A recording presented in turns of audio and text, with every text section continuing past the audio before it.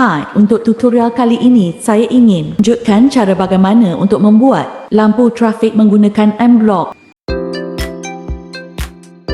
Pertama, anda perlu sambung wayar LED merah pada pin 13S dan G pada Blockduino Kit.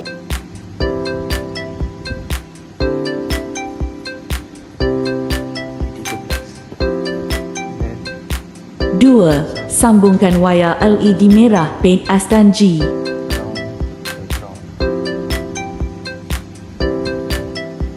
3. Anda perlu sambung wayar LED kuning pada pin 12S dan G.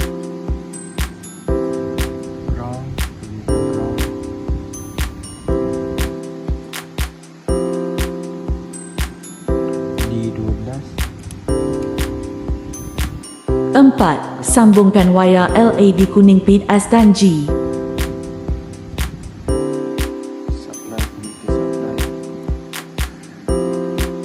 5. Anda perlu sambung wayar LED hijau pin 10S dan G.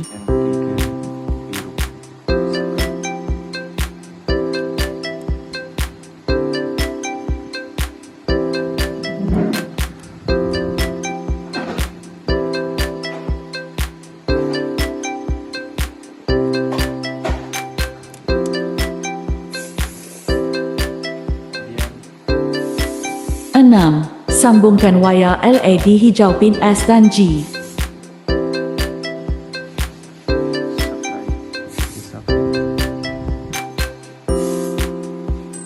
7. Sambungkan wayar USB pada Arduino. 8. Buka perisian mBlock pada komputer anda. 9. Ikut setiap langkah seperti di dalam video.